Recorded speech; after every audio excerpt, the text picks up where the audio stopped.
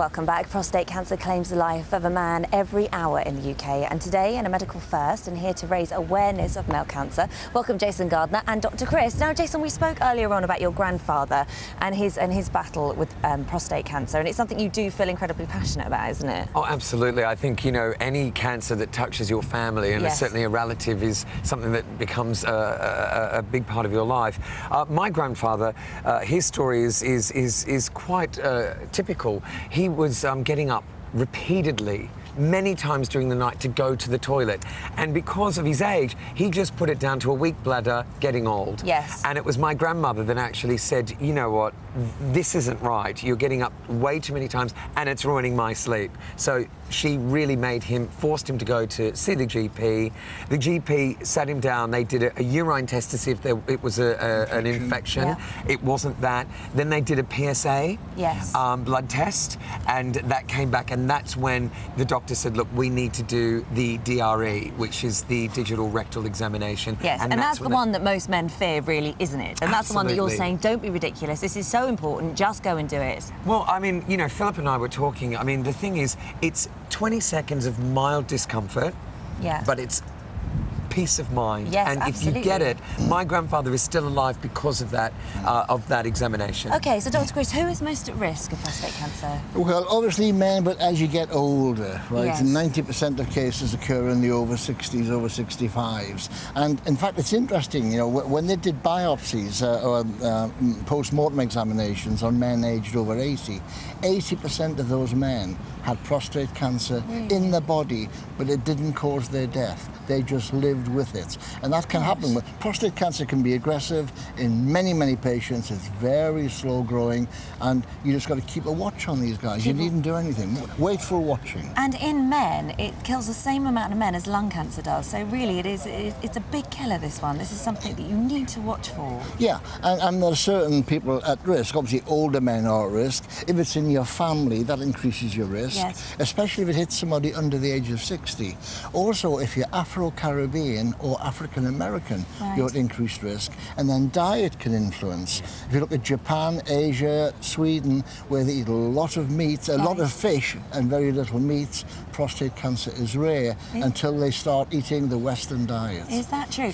So what about, because obviously when we talk about breast cancer, we talk about self-examination and keeping an eye on yourself. I mean, with prostate cancer, is that something that you can keep an eye on yourself, or do you really need to go? No. This is professional only. You cannot examine your own prostate. Now, most men don't know where their prostate is. Yes. They don't know what the prostate I think does. it's 1 in 10 actually do know. So that's right. That's a lot that don't. 90% don't. You're going to show us now. I mean, obviously you're going to do the live examination later on, but we've got Bertie Bottom here. Yes, this here is he is. a little example of what Yes. people can expect without seeing the real thing. Yes. So show us what you're doing. Just before examining, I'm going to insert my finger into the anal canal. But what I'd be feeling if the prostate was normal would be this. Is this the right size? Is that how big it is? That's about, it's a little bit larger than normal, but a healthy prostate is smooth, it's firm. It looks like a mini bottom itself. Well, yeah, it really is described as a plum. It's just a plum. Now, if there's cancer there, then when the doctor is examining fingers going over it, he feels these irregularities. And it's as obvious as that. Yeah,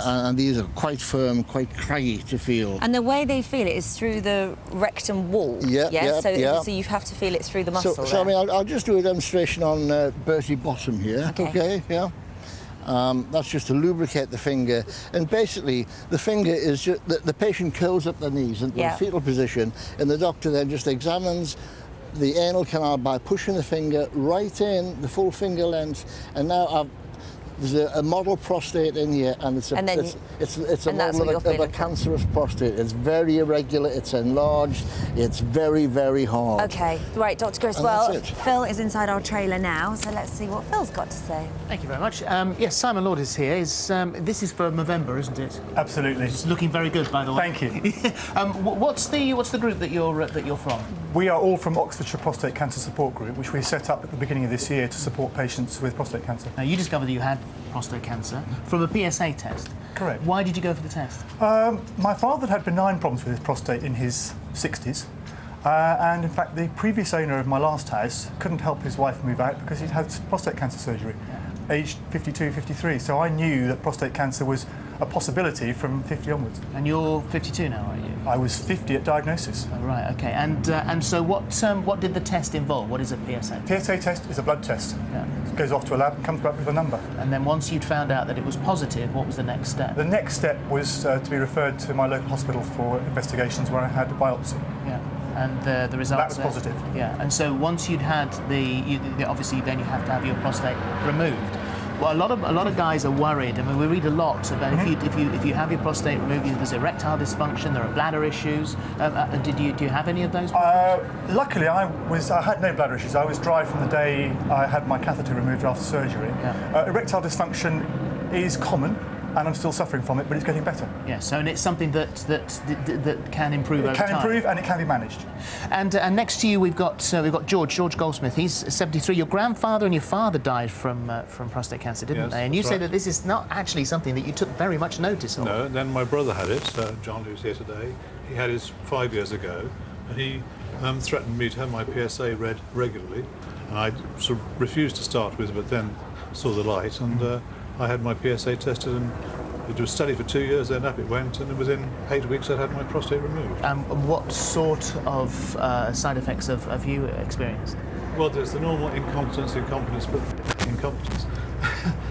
Get over those, but my biggest side effect, as I would say to people, is that I'm still alive.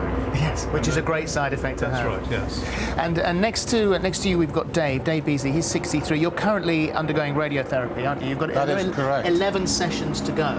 Yes, it's 7.5 weeks of radiotherapy.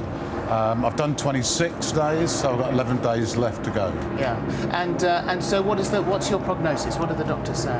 Well, what happened was it was purely just a blood test, and the PSA level was running at 10.1. From the result of that, we had the biopsies of the prostate, and it found then that I had aggressive cancer, which had spread outside the prostate.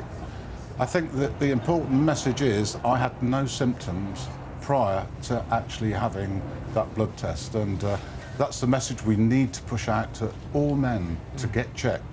It's very, very important, because I'm in a not very nice place at the moment, and if I can help spread the word to other men to get checked, then I've done my job. But we wish you the best of luck, obviously. Thank you. In a recovery, hopefully a speedy and full I'm gonna recovery. get there. Absolutely, yeah, I'm sure.